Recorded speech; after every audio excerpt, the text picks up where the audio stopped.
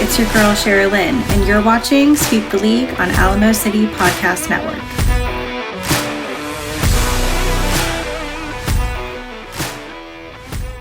Hey, this is George Iceman Gervin, and you're listening to Sweep the League.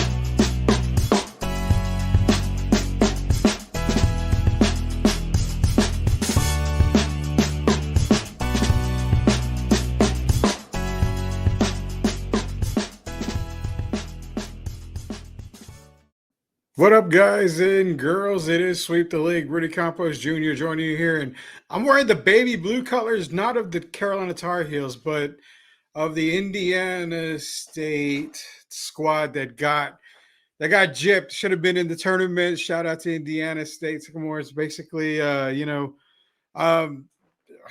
were robbed of what they call Larry Nerd, Robbie Avila. So.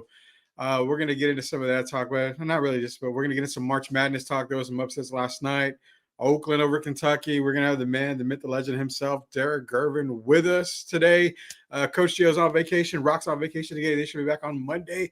But let's bring in Derek because we got a lot of NCAA talk. And then also we're going to kind of go Flashback Friday because it is Flashback Friday.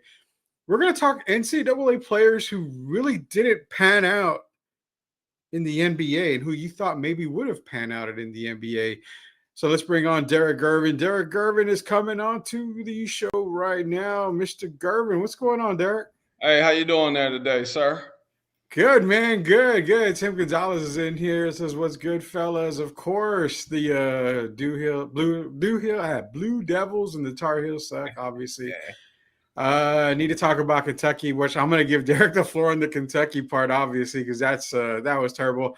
What's up, Mark? Why did I make a bracket only to be let down by Kentucky? Why do I make a bracket? I think pretty much all of America is wondering about what happened with Kentucky. We'll get into the Kentucky fiasco here in a minute, but Derek, I mean, we were robbed of Indiana State in the tournament with Robbie Avila, man. You of all people know that I'm probably one of the few guys to own a Larry Bird jersey, and it's massive. This is back when I was a really big guy, so thought I'd wear it today and show him out, man. Did you see Kareem Abdul-Jabbar on his interview yesterday? No, I did not. What's the guy that comes on? That used to play in the NFL. That comes on. I can't think of his name right offhand. It comes on after Stephen A. Smith first take. Is it Pat McAfee? Yeah, McAfee had Kareem Abdul-Jabbar on the show yesterday. So it was he had his Indiana State jersey on and all of that. And it was sad not to see them make it, but at least he got some shine yesterday on television. So that was good. Yeah, I mean, it's Robbie Avila. They said it was Larry Nerd. I don't know if I like that name, but I like the Kareem Abdul-Jabbar. I thought that was even better. I thought that was kind of fitting. It's a big. My mate, she looked at him. She said, "That's a big young man right there." And I said, "Yeah, that's Kareem Abdul-Jabbar." So, even though they didn't get chosen, I was glad to see him get some notoriety on ESPN. Oh yeah, man. It's just these are the types of things that people do these years, man. It's you become an overnight sensation, and that's something that Robbie did. Shout out to Robbie Avila again. Shout out to Indiana State, man. I'm supporting the Larry Bird Indiana State jersey right here. We got some comments in here. Tim Gonzalez, Derek Gervin, can you explain to us about Oakland last night? Everybody's pissed off about Oakland, man. It's game day tonight for the boys. Duke and Vermont later on tonight. All right, I'm going to give you the floor, Derek, because obviously the Oakland and Kentucky game ruined about 98% of the brackets, 99% of the brackets. So what did you see in that game that Oakland just came out and played, man? You know what it showed, Rudy? First of all, I want to say my brother, my second oldest brother, rest in peace. His name is Claude Gervin. He played for Oakland University. So I know a lot of people, when they saw the name, they mind probably right away went out to California. Mm-hmm. But as soon as I saw the name, I knew what it was about because I've been, me being a Detroiter. And where is Oakland? It is right there in the center. Basically, it's part of Detroit. So it was exciting for me. But what it proved to me, Rudy, on a serious note, was how the NIL, the name, image, and likeness, has affected college basketball. If you look at it now with Kentucky, Calipari is still a great coach, but the dynamics have changed. Now, Kentucky is a school where a lot of people go, it's a 1 year and gone type thing. Mm-hmm. And so you have that going on with a lot of the big colleges, the big name schools.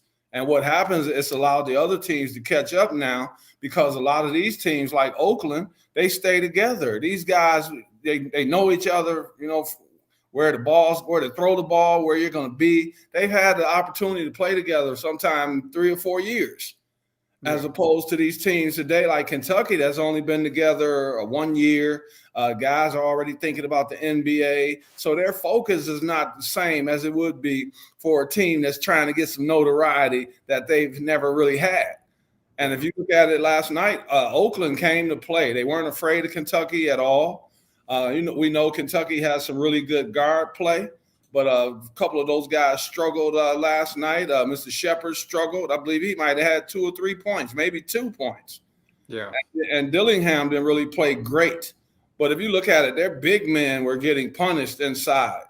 And then a lot of times they had opportunities to rebound the basketball. They didn't rebound it. It just showed it's parity now. With this NIL going on, the NIL, it's parity. And you got a lot of these teams that you've never heard of, but they get to play 3 or 4 years together, and that makes a complete team. And we saw that last night. Yeah, Gio and I yesterday on Sweep the League, we talked about the NIL, and pretty much the entire show was the NIL. You and I were on a phone call earlier talking about NIL, and we both kind of agreed, Gio and I, it's a good thing, but it's a bad thing for NIL.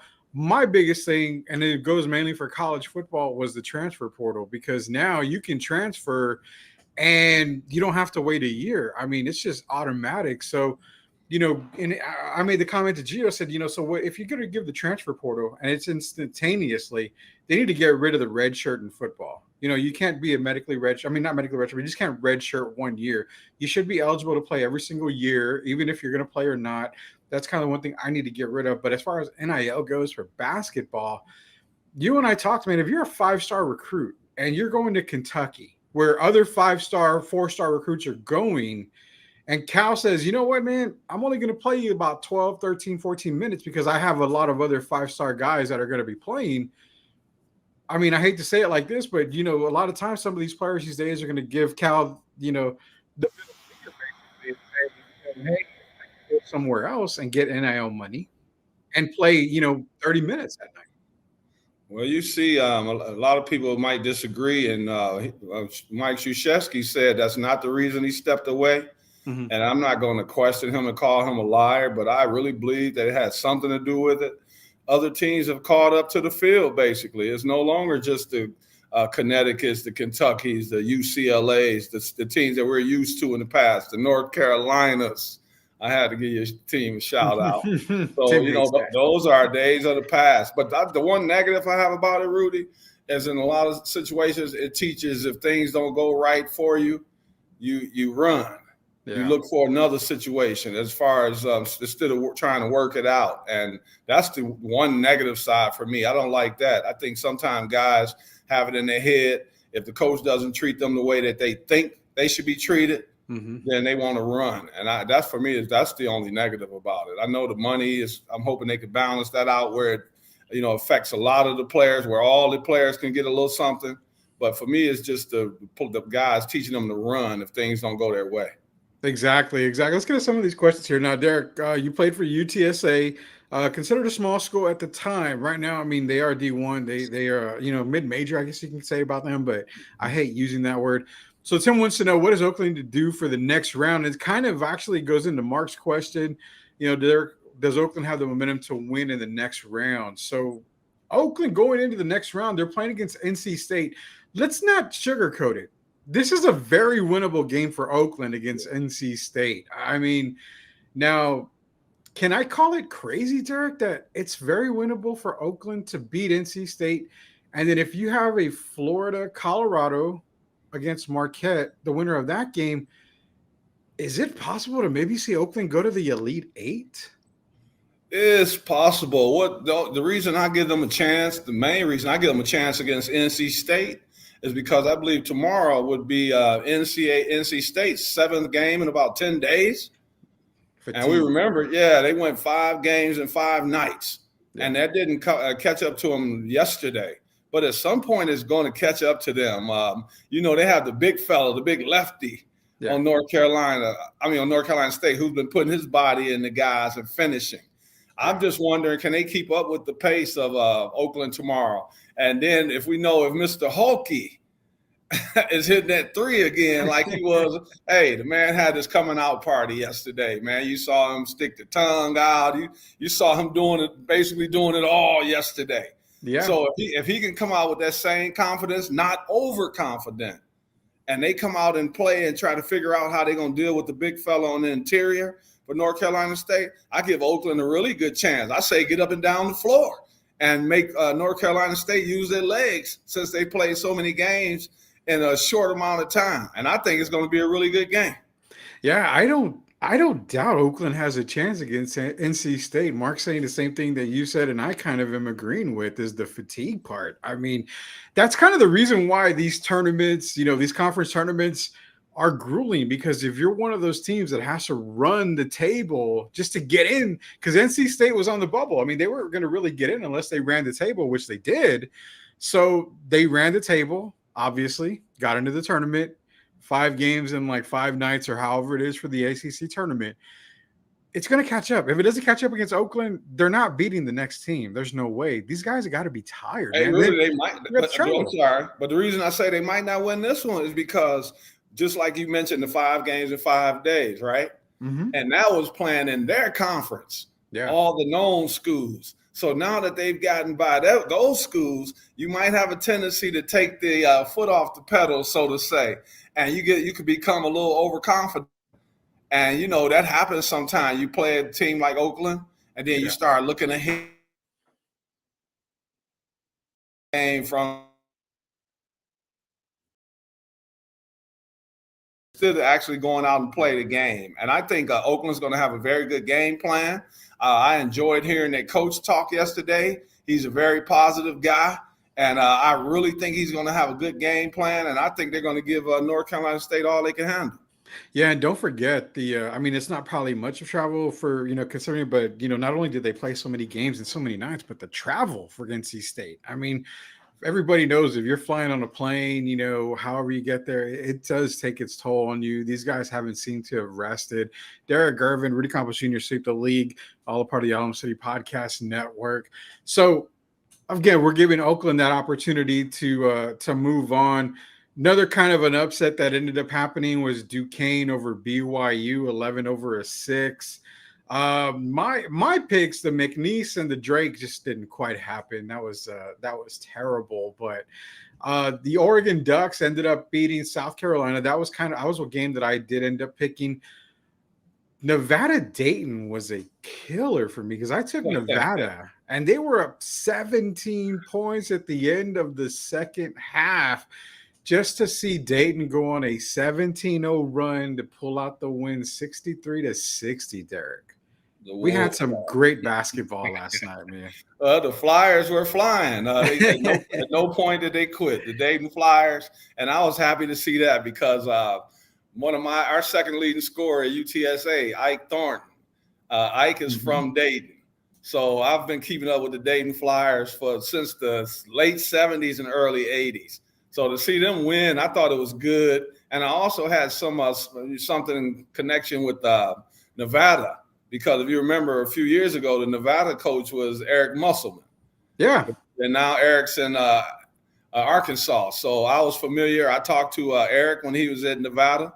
So I had some stake in this game. But I tell you what, to see Dayton continue to fight, it proves that the game is not over until the clock says 0. And Dayton Flyers prove that, and they move on. Exactly, man. And that's the thing. That's a good thing about March Madness is it's not a 5-game series, a 7-game series. It's one and done. Kind of like my bracket. My bracket was one and done pretty early. I think it's game 2 with Duquesne. Hey, Rudy, don't feel bad because I heard a lot of people yesterday after the Kentucky game. They it just bust up their total, their bracket. And I got to ask you this, and I just want people, what do y'all think about this? Should Kentucky even been a number 3 seed, though, Rudy? I'm not trying to take away anything from Oakland, but if you look at the way Kentucky's played this year, they were up and down. And had them a 3 seed says that you mean they're one of the top 12 teams in the country. I think they had a good team, but at no point did I think they were like a top 10, top 12 team. What do you think of that? I agree because can we put it the obvious thing, Derek? Kentucky got a 3 because of the name Kentucky. I didn't at all this year feel like Kentucky was one of the top teams in the nation. You've got, 2 guys that are supposedly top 10 in the NBA draft, and Dillingham and Shepard, but I didn't buy Kentucky's hype all season long, just like I didn't buy the Kansas hype. I didn't buy a whole lot of hype. So the number 3 seed for Kentucky, let's just be real, it's because of the name across the chest. It was Kentucky, and that's why they got it. And good thing they got exposed by Oakland. I mean, it shows that, just because you're a powerhouse school doesn't necessarily mean you deserve the seeding that you get. Well, I'm still cheering. We're going to have a few more upsets even today. So, March Madness, man, I love the NBA and I love the NBA playoffs, but I tell you, March Madness, that's exactly what it is. It's pure madness, and you don't want to really miss a game. I know some people, yourself, for instance, I believe you were watching 4 games at once. Yeah, I had the YouTube TV. I had It's that exciting, man, because you can't ever say basically that one team is going to – the only game I could say for sure today, okay, was Connecticut. I picked them to beat Stetson by 35, but we're talking about the champions. Other than that, I mean, anybody could be had, man. I still think Purdue's going to have a hard time. I still think Houston's going to have a hard time. I still think North Carolina's at some point going to have a hard time. It's no guaranteed wins, and that includes UConn this year. Yeah, man, it's not a guaranteed win. Even though I think UConn now with, they should beat Stetson pretty heavily. Right now they're up 89-51. I don't see them having any issues when it comes to Northwestern, but the one team that, that I told you, I picked Illinois to come out of that bracket, and I think that's the only team that's going to give UConn a lot of trouble. Chris Gonzalez, I was surprised Kentucky was a 3 seed. I figured they were a 7 or 8. See, a lot of people weren't buying into that Kentucky hype, putting them at number 3. I mean, you and I are not the only ones. A lot of fans out there were saying there's no reason for Kentucky to be a number 3 seed. That is just a name across the chest. Getting to you, Tim Gonzalez says he had him at a 4 or a 5 seed. Guess what? Kentucky's first game next year is against Duke in the State Farm Championship Classic in Atlanta. That's probably going to be a massive win for the Duke Blue Devils. I mean, I don't even think Kentucky has a really good recruiting class coming in. I haven't checked the latest ones. And yeah, Mark is right. Not to quote all sports here, but any team can beat any team on any given day. And that's why they play the games, Derek. Going over some more of the bracket, the North Carolina Michigan State second round game tomorrow. That's just a battle of old programs, man. Old school programs, Tar Heels, Spartans. That's going to be a good one. The Gonzaga Kansas game is considered, to me, it's actually probably one of the more appealing teams. Gonzaga was left for dead by all of America, including me. I had McNeese. I mean, of obvious years. So Gonzaga came back, playing the game and wanting to win. Kansas had a really hard time with Samford. Oh boy, they tried to get that game away. Is it safe to say that Gonzaga wins this game, or does Kansas actually pull it off and make it to the next round? For me, it's Gonzaga. I think they were number 5. They were 5th seed this year, right? They were 5th seed. I'm sorry. And for me, Mark Few is one of my favorite coaches, Rudy, of all. Yeah. So my computer's acting up, but I'm all right. You're fine, man. You're fine. But Mark Few is one of my favorite coaches of all, and I believe in him. So I think they're going to have a good game plan. We know Kansas always brings it as well. So to me, I call this the battle of attrition. Who's going to be able to withstand all the ebbs and flows that are going to go in alone in this game? And it's going to be very intense. And I think Gonzaga has something to prove. We're so used to them being the number 1 or number 2 seed now. Ah. So this is like an off year. But when you're if you call it an off year, 5th seed, I have to give credit to Mark Few. And I'm going to go with Gonzaga. I think it's going to be a really close game. Going to go down to the last few possessions. But I'm going to take Gonzaga to win this game by 3 points. I'm kind of there with you. I'm still not impressed by Kansas. Like I said, I wasn't impressed by Kansas all year. I wasn't impressed by Kentucky all year. Those two teams just didn't impress me at all. My pick, the Arizona Wildcats. They crushed Long Beach State 85-65. They've got Dayton next.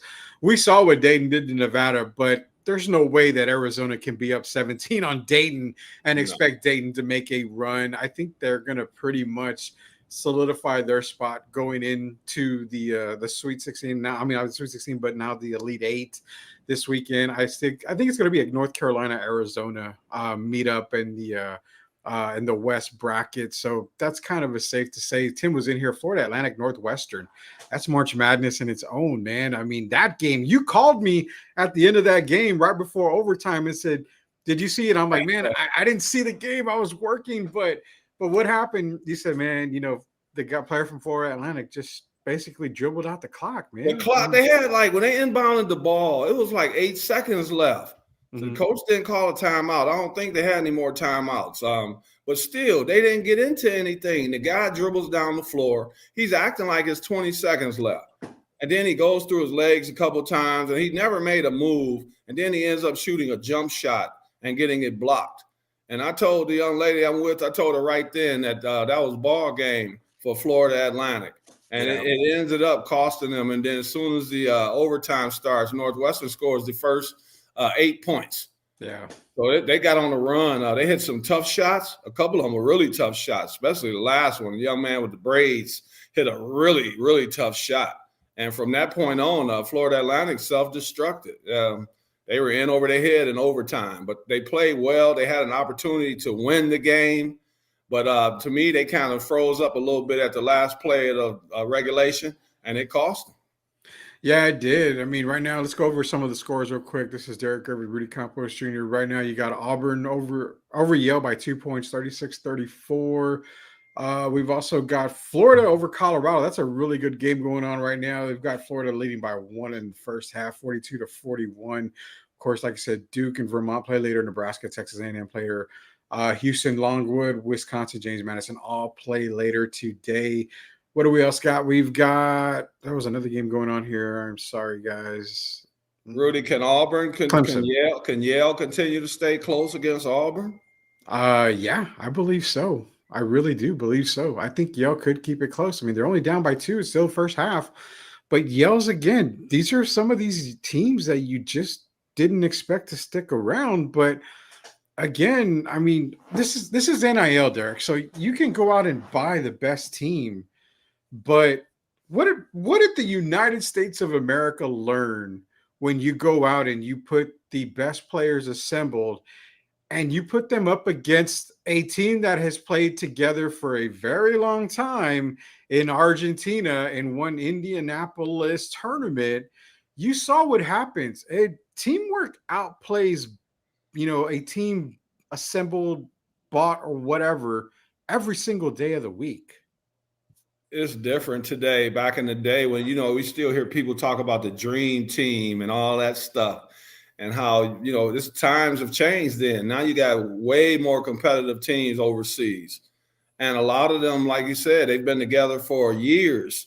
If I got a team that's been playing together and they grew up together and everyone knows everyone else's tendencies on the team, I'll put that team up any day against a team of all-stars that you just put together and they don't really know each other and they're not used to playing together.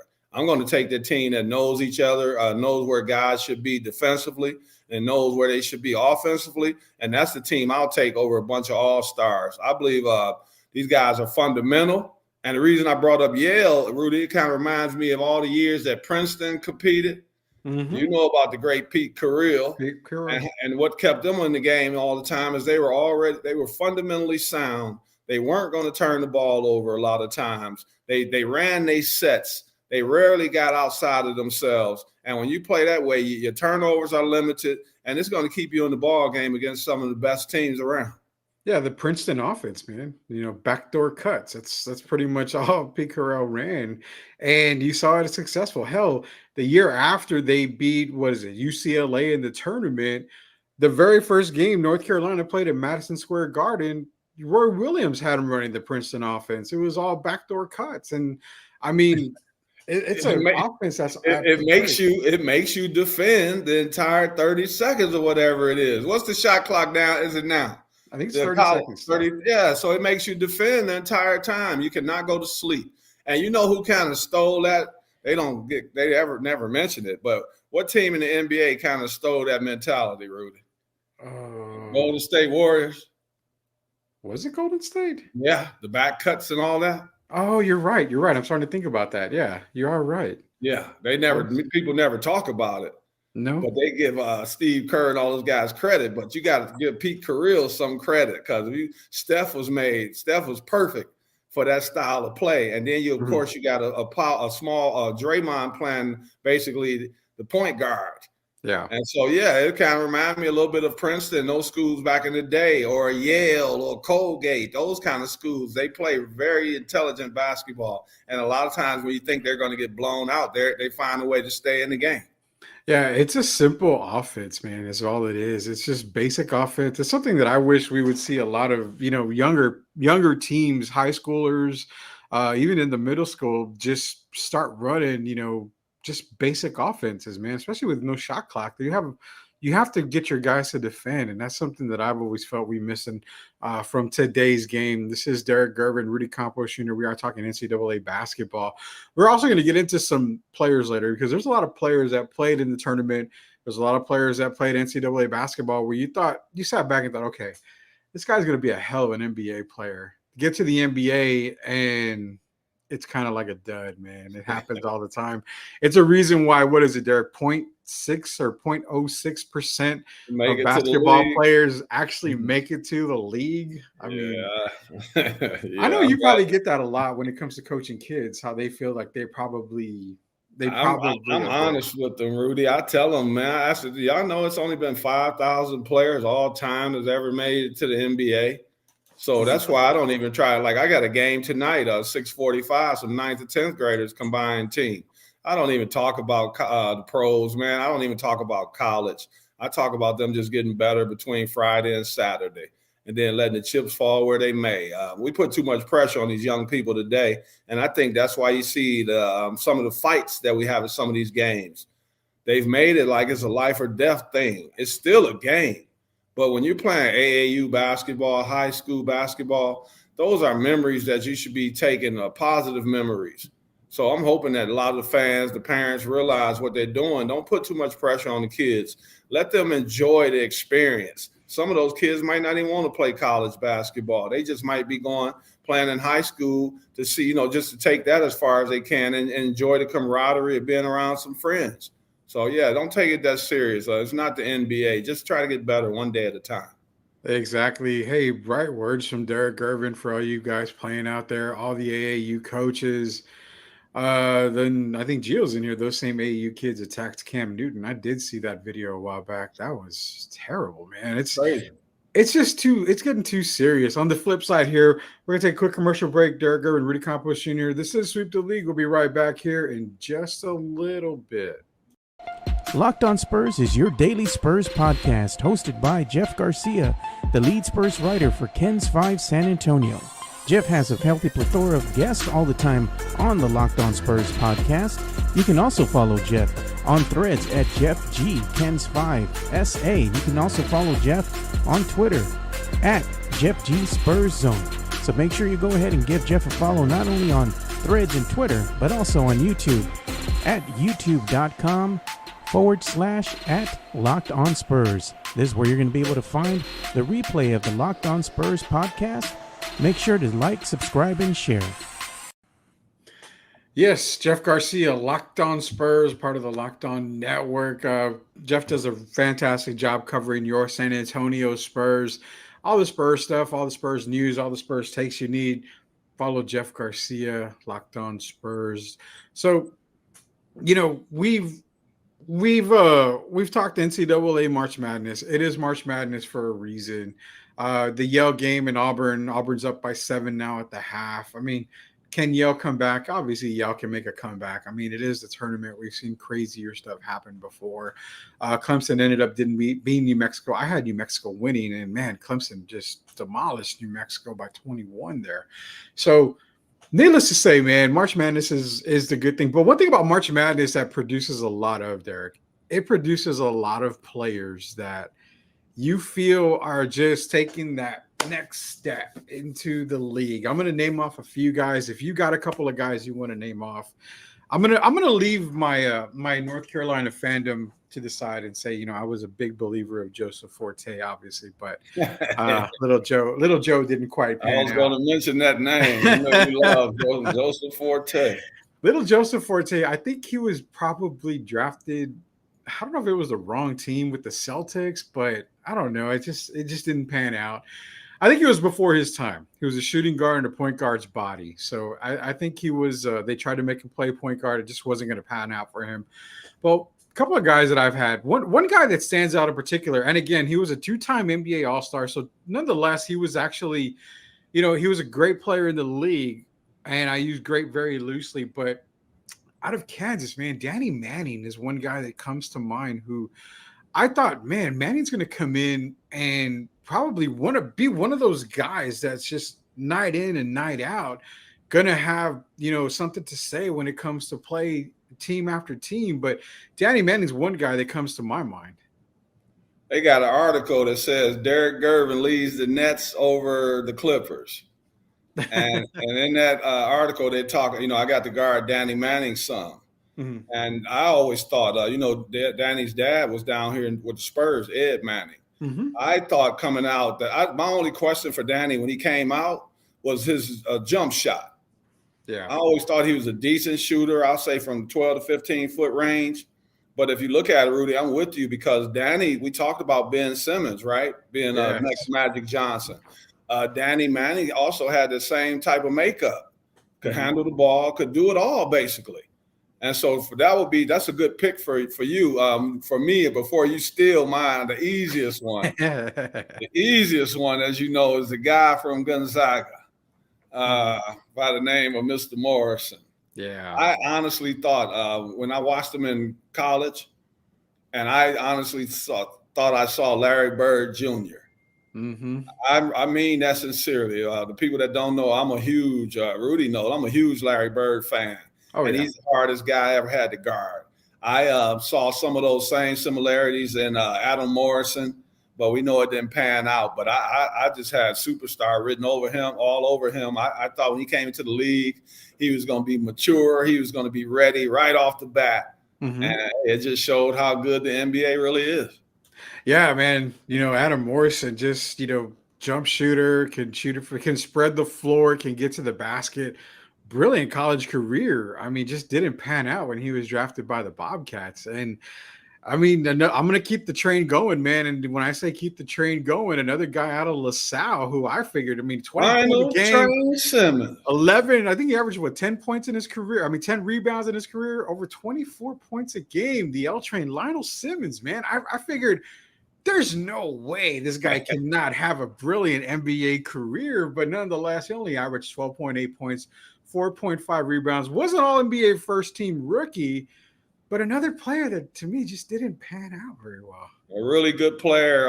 He's had a good NBA career, but yeah, you saw stardom in him, and so did I. I thought he was going to be ready, and that name, the L Train, I just said, yeah, this guy's going to be a superstar. Hey, Rudy, I'm gonna go back. I don't know. I know some of y'all, you're younger than me. There was a guy come out of LSU by the name of John Williams. I remember John Williams. Yeah, John was 6'8", really big. I would say probably 240, 6'8", 240. Yeah. Point guard skills. And he's another guy they were calling Magic Johnson, but with a power forward body. And so I thought when John came to the NBA, I thought he was actually going to be really, really, really good. I said the guy can do some of everything, but his career wasn't even a decent NBA career. He just got there and he found out guys were just as strong as he was. They can handle the ball just as well. And it was just a different time. He was probably one of the biggest surprises for me all time because I had some really high expectations of him. But those of you that don't know who he is, look him up and check out YouTube. John Williams from LSU. That would be one of my biggest surprises up there with Adam Morrison. Yeah, and we're not gonna go over like the Len Bias stuff or anything because that's just kind of it's a travesty. So it's kind of hard to go over that. Tim Gonzalez is Greg Oden. Now for Greg Oden, Derek, it's kind of weird. I knew how dominant he was in high school. I followed him in high school, and in Ohio State, he was a dominant big man. But you could tell in Ohio State that the NBA career wasn't going to be a brilliant NBA career. That was my take because I believe at the time, wasn't he playing with Mike Conley at the time? Yep. So I think Conley was a better player on the team, but for Oden, it just wasn't the dominant collegiate career. No hands. Exactly. That you would expect to say, okay, transition. The only reason why he got drafted that high was because of his height. I say the reason I thought at the time, what the people were looking at when they looked at Greg Oden? You go to the Boston Celtics. Who's their most known player other than Larry Bird all time with all the 11 championships? Bill Russell. Mm-hmm. And that's what they were touting Oden to be the next Bill Russell. He was very limited, kind of like Rudy Gobert today. Yeah. Very limited offensively. But defensively, you just thought he could do some of everything. But Greg, I know the injuries kind of set him back, and he never was able to go out and fulfill some of the dreams that people had for him. And some of a lot of scouts thought very highly of him, but he wasn't able to make it. I think injuries were part of it, but even without the injuries, if you look at it, Rudy, I didn't have him projected to have a better career than my friend with the Nets, Sam Bowie. Yeah. I didn't see Greg being the Bill Russell that they were talking about. Rudy, can I name one last person? This guy I can't leave out. This whole segment is naming players for him. This guy became a musician, as you know, in the jazz world. Wayman Tisdale. Wayman, man. I played against Wayman. That was my next guy. Man, I played against Wayman in college my sophomore year. And I remember the score. The score was 112 Oklahoma, 72 UTSA. And Wayman had 61 points. Mm-hmm. And if you remember, he as a freshman, I was saying, man, I haven't seen anybody. Maybe I had to go back to the Kareem and Bill Walton days. I'm telling you, when I saw Wayman Tisdale the first time, I threw my hands, man. I said, oh, my God. So that, for me, that's the biggest surprise of all. He did have a good career in the NBA, but yeah. I thought that Wayman Tisdale will be talked about today in the same breath as the Jordans, the Magics, those guys, and that didn't pan out. But that's, for me, that's my number one, Wayman Tisdale. Rest in peace. Yeah, man. Actually, Wayman was the guy I was going to bring up next. He was one of the guys that I thought, man, this guy's going to pan out very, very well into the NBA, make that transition, but it just didn't pan out to him. I didn't think anyone on the planet could stop him, and he's left-handed. Yeah. I didn't think there was a guy on this earth that could deal with Wayman Tisdale. That's how high I held him, man. I mean, up here. All the players I've ever watched in NBA history, I thought he would be a top 10 player. Yeah, me too. I would say that I don't know if he'd be top 10 for me, but I figured, because you played against him, you know him a lot better than I did. But for me, I figured he would have been a force to be reckoned with when it came to the NBA. Tim Gonzalez is Jahlil. I'm assuming he's meeting Jahlil Okafor. For Jahlil Okafor, it's kind of one of those low post presence, had the good mid-range, but he was in that transitional period where the league started to get quicker, and you have to have a quicker big man. So the guys like Oden and Okafor and these guys, the Tim Duncan-esque type players where they were in the post, the Patrick Ewing guys in the post, just they weren't going to pan out in the NBA anymore. And that's where I think Okafor fell a little short. He was a little late to the party, basically, is what it was for Jahlil Okafor. Yeah, and they questioned his work ethic at some point. That they didn't say he didn't bring it every night. Kind of like they questioned Zion's motor. Sometimes they say Jahlil didn't bring it. I thought he played hard. From what I saw, he looked like to me he played hard all the time. He might have not got the best results every night playing against some studs in the league, but I thought he was a really good player, and I still today. I would never, when you talk about Greg Oden or Kwame Brown and guys like that, I would never put Jahlil Okafor in that conversation. Yeah, exactly. I mean, I think Jaleel was just a little bit too late to the party. One other guy, man, and again, it was kind of hand in hand for me. One guy that was drafted who I kind of thought maybe he would maybe make it into the NBA was Bo Kimball. Bo Kimball was another guy who I thought, okay, right next to Hank Gathers, rest in peace, Hank Gathers. But Bo Kimball was, a part of that fast break, fast motion offense that just ran up and down the floor. And I thought, he's going to bring a different style of basketball to the NBA when he gets into the league. Again, it just never really panned out for Bo Kimball, man, at all. I thought Bo would be more like your guy down here in San Antonio. I didn't think he was going to make his living on the offensive end in the NBA. Mm-hmm. I thought Bo would be more like an Alvin Robertson. Yeah. And that's how, he got that same mentality, that toughness of Vernon Maxwell, just a guy you're not going to push around. And it's going to be there every time you turn around. Defensively, he's going to be right there in your face. That's how I pictured Bo Kimball. But I did picture him having a very good NBA career. So I'm with you on that. I just didn't think he would be a guy that would be averaging 20 points a night. Yeah. But I thought he would be on several all defensive teams. And that's where I saw Bo Kimball when I watched him play at Marymount.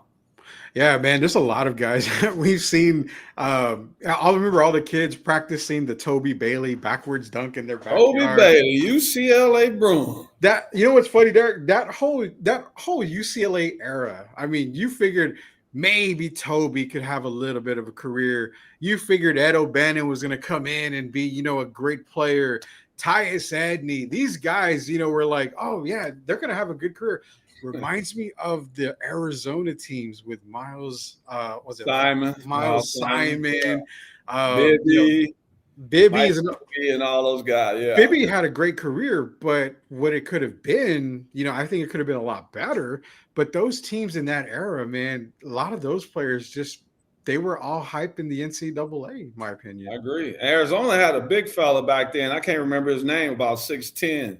That they were talking about, was really touting back then, but he didn't live up to the hype either. So, yeah, I'm with you when it comes to the UCLAs and Arizonas. You get no argument here.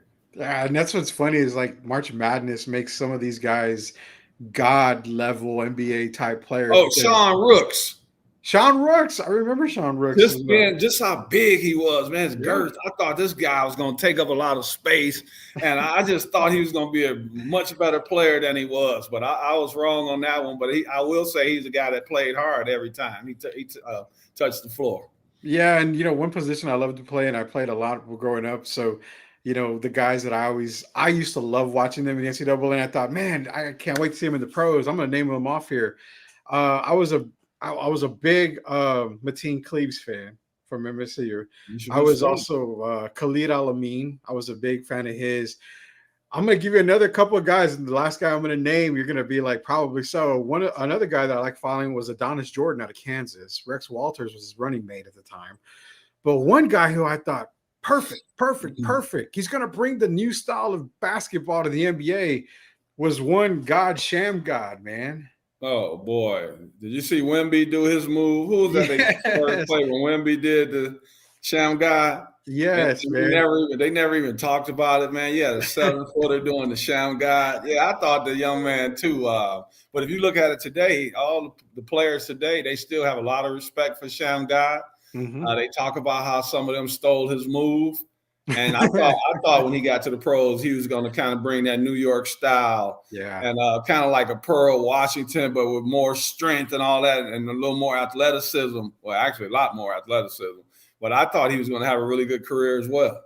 Yeah, Shamgod. I mean, then you go into guys like Katino Mobley with his run with Rhode Island. I mean, there was a lot of great players that played in the NCAA tournament and the NCAA period that you always thought, man, they could really make it in the NBA. I don't know if you have any other ones. I mean, we can do it. I'll tell you one more that I thought was going to be really, really good, all-star level, Matt Harpring. Oh, yeah, Harpring out of Georgia Tech. Yeah, I thought, because you see how well Keith Van Horn played. Mm-hmm. I thought for me, I had Matt Harpring being over Keith Van Horn. I just thought he could do it all, man. The guy could jump out the gym. He could shoot the ball. He could put the ball on the floor. That was a surprise for me that he didn't reach, I would say, like deadlift strength level. And which, as you know, is not a bad level at all. Yeah. So that's where I had Matt Harpring. I thought he would be an all-star. I was surprised when he didn't become an all-star. Yeah, and Tim's in here. I can't remember the player who played at Kansas in the early 90s. He was a big man, Spurs draft in the first round. He was 7 foot. That was in Dwayne Shintz's. He was in Florida. Oh, Mr. What did he wear?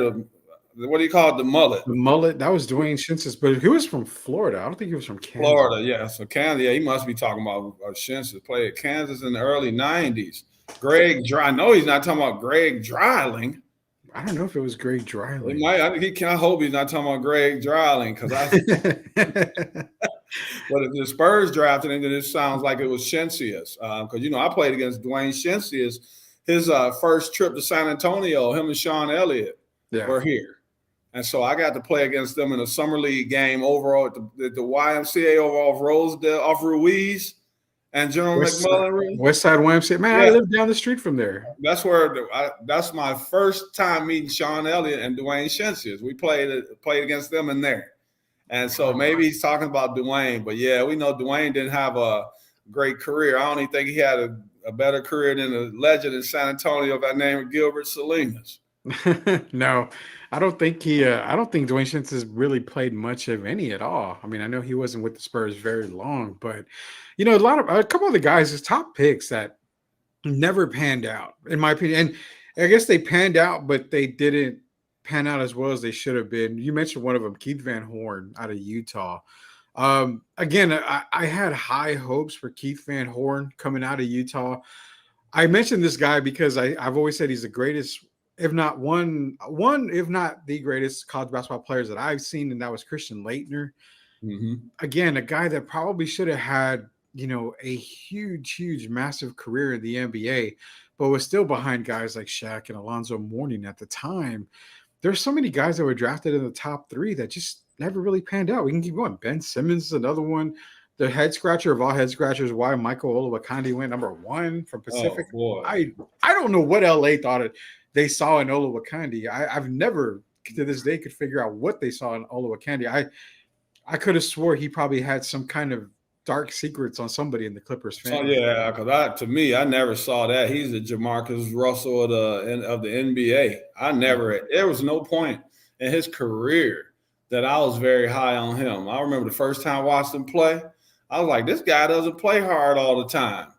And I know he had the body and all that, but if you even look at his body, Rudy, was he even really in shape?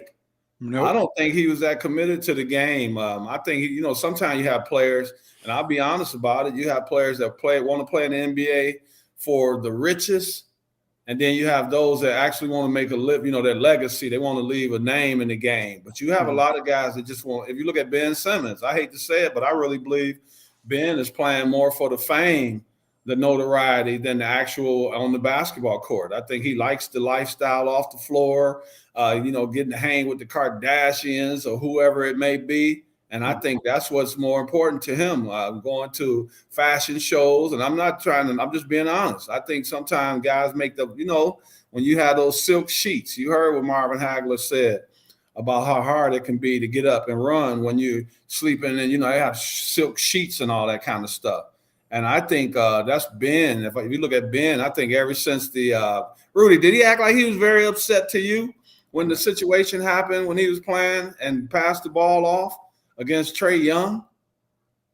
It shows he didn't care. He didn't even really act like it really bothered him. I mean, he started saying that he was having some mental issues and this and that, but Ben just looked like Ben was still going out doing his thing. He was still coming to the games wearing his shorts, his leather outfits, and, all of that. To me, that was more of his legacy, what he wanted to be known for, as opposed to actually being known for his basketball gifts. Yeah, and I've been making it very clear, and I'm not saying it. I am saying it negatively, but I do really, I guess I mean it in a very positive way. He just needs to be out of the league. I don't think he's still in. What about his agent, man? He's got I don't know whose agent was better, his or Keith Van Horn's. That or Chandler Parsons' agent. Chandler. I mean, Ben Simmons. I mean, the guy has taken so much money. At least Kirk Cousins plays in the NFL from time to time. So I mean, but Ben Simmons in the league, man, that's just very, Benz very. has made a lot of money, man. I know for all hype, Wow. Derek, for all And hype. he's only played how many games in his career? Shoot, has he hasn't even played a full season, has he? No, In his career. I no. mean, and we're griping about Kawhi Leonard half the That's how time. I remember. It was like 50-something games or 57 games. It was something crazy. Oh my God. Well, we got one more commercial break here. When we come back, we'll be talking more NCAA hoops. We'll go into Flashback Friday as well with Derek Irvin. It's Derek Irvin, Rudy Campos Jr. Sweep the League, all a part of the Alamo City Podcast Network. We'll be right back. MCS General Contracting, more than 30 years of combined experience in concrete placement. They are the best in the business, honest pricing, high quality work. They get going on house foundations, driveways, concrete patio decks. If you want to extend the deck, extend the driveway. If you're a business and you need to put together a slab, a parking lot, or other concrete placement services or sidewalks, reach out to MCS General Contracting at 210-774-9155. They're confident in their skills, so give Chris Leha over at MCS General Contracting a call at 210-774-9155. And thank you for being a sponsor of this show. Yeah, shout out to Chris Leha, MCS General Contracting, sponsoring the Alamo City Podcast Network. Appreciate everything you do, Derek Irvin, Rudy Campos Jr. So we talk a lot about, NCAA tournament. We dipped into the vault, man. We talked about a bunch of guys who we figured would be making it in the NBA. I mean, we failed to mention, the greatness of when Joseph Forte, he was mentioned, but I will attest I'm the only guy to own a Forte jersey in San Antonio, both his collegiate and his first NBA jersey. I'm actually trying to get his DeMatha jersey, but I can't figure out how to get it from anybody. Rudy, do you put him over guys like Shammond Williams? What's the little Ty Lawson? Those guys at North Carolina. For me, yeah, I do. But I do too. It's because sometimes when you hear them talk about the greats from North Carolina, and they talk about the Vince Carters or the Brad Dohertys or whoever they may be, you don't usually hear Joseph Forte's name, and I think he's one of the best players that's played at North Carolina. I mean, to me, he's one of the best all times in North Carolina history. And you're right. You don't get and the reason why you don't get, him in there with the Carters and the Jordans and the Worthies and stuff is not because he didn't have a successful college career. It's because he didn't have a successful NBA career. Everybody thinks about, well, okay, he had a great college career, but did he do anything in the NBA? Obviously not. He didn't have a great NBA But career. I don't even think they gave him the notoriety he deserved at North Carolina because he wasn't a flashy player.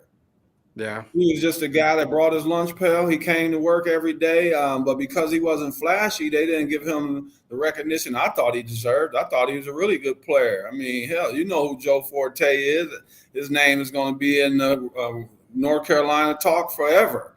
And I just think maybe because he wasn't as flashy, they didn't give him the respect that he deserved. Yeah, it's a tremendous failure, I think, on a lot of Carolina not players, but a lot of Carolina fandom that don't give Forte the roses that he deserves, man. Excuse me, but let's see. New Braunfels autographs, and New Braunfels might get it for you, Rudy Campos. I actually have Forte rookie cards with autographs on them, so I'm kind of good on Forte autographs. I think the one thing I would love to do is have him on the show with us one day. I probably would not talk at all for a while. I'd probably let Derek and Gio do most of it because I kind of just be like this with my hands, like I'm really talking to Joseph Forte here. Nonetheless, he's one of the guys that I think I would probably be. Him and Mark Price is another one. I would kind of be like, yeah, I'm Mark Price. The people need to look up Mark Price and really find out what a point guard is, a scoring point. Mark Price epitomizes today's game. I think he would be perfect for today's game. He could score and he could drop that ball off. You're talking, what he reminds me of? Caitlin Clark led in points and assists for the NCAA, right? Yeah. I could see Mark Price being. I wouldn't say he would lead the league in scoring, but he was one of those guys that could get you 25 a night and 10, 11 assists a night. And people need to go look up Mark Price. Mark Price is one of the few guys that would translate not even well. He would dominate today's league. I mean, he would be really unstoppable in today's league, especially with the type of shooters we have now. Imagine Mark being the point guard for Steph and Clay and just letting them roam around, getting the ball right where they need to be in their wheelhouse. That wouldn't be fair because you're talking about three of the greatest shooters that ever lived. My God, man, my mind's wandering a whole lot off the beaten path here, but yeah, man, point guard university, man. Mark Price, Kenny Anderson, who else? Travis Bass was there. Greg Neal's another point guard out of Georgia Tech. That was point guard university for a while. One guy, I don't know why, Derek, but I don't know why I always figured Randolph Childress would have been. Oh man, I don't know. I thought Randolph was going to be an excellent pro. Yes, that's another guy. Yeah, I thought him, and I actually thought he was going to be a better player than Hersey Hawkins. Yeah, I thought Randolph Childress, man, as you know, he could fill it up. Yeah, and he kind of reminded me a little bit of my brother somewhat as far as just putting that ball in the basket. I mean, the guy was really silky smooth to me. And I thought he was, he also could defend. Mm-hmm. I thought he was going to be an all-star in the NBA. Yeah, I figured his game would have translated so well to the NBA, and just another guy that didn't. I don't know if it was just the wrong place, wrong time, just maybe different era. I have no idea why Randolph didn't have that type of career that a lot of us expected. Rudy, in the NBA, sometimes it's just getting with the right situation. It's not that you're not that player. It's just that the team you play with didn't allow you to play that type of style that you like. It's just look at Steph is a perfect example. There's not every team in the league that would allow Steph Curry to be Steph Curry like Mark Jackson allowed him. A lot of teams wouldn't be letting him put up the 30-foot shots and that kind of stuff. It's just getting to the right situation. And I didn't think Randolph got the opportunity that he really deserved. So is that a situation where we look at Ben Simmons and say, is there a spot for him anywhere in the league, a certain team that could benefit him? Because I don't find any team for Ben, man. Ben just got to want it, man. That's not a team. I wouldn't even wish that on a team. If you remember, I said Steve Nash is going to be the guy that was going to be the popular one for the Tums commercials. Mm-hmm. And part of that was because he had James Harden and Ben Simmons. I'm not even talking about Kyrie and KD, just James Harden and Ben Simmons. Yeah. So for Bill, I don't think this. That's not fair for any coach to have to take on what they have to deal with Ben. Man, I don't think Ben's all bought in to want to be an NBA star. Yeah, there's no team out there that I can see Ben Simmons going to that's going to revitalize his career. I don't see it happening anywhere for Ben Simmons at all, man. Gio and I talked yesterday, and I want to get your opinion on this here. So I was pretty upset. And I'm still on the rant about the whole Pete Rose, not in the Hall of Fame thing because of betting. Well, it comes out Ohtani has this whole betting thing going on, which, again, it's not betting. His translator, bet money, or I don't know the story. We still haven't got the story completely. But if it comes out that Shohei Ohtani is gambling, does that just kind of make you think, okay, they need to put Pete in the Hall of Fame? Or if they say, it's okay, Ohtani, here's a slap on the wrist, Pete's not still going in, that just kind of screws everything up in the game of baseball. Man, first, it was a sad situation. It's already been two different stories. One story was that Shohei had signed off on some of the checks, I guess, that were sent, $2 $500,000 checks that the young man, the interpreter, had sent in to pay. Yeah. And so there was like Shohei knew something about it. And then, of course, they come and cleaned it up and said that he didn't have anything to do with it. Of course, the translator, for me, I think there's a lot more to the story that we're going to hear as the days go by. But anyway, man, I think Pete Rose belongs in the Hall of Fame anyway. I know they talk about this stuff. He said he never bet on baseball, right? Well, that's what he says. Okay, but at this point, whether he did or not, Rudy, you still, when you talk about the Hall of Fame is supposed to be about your play. Yeah.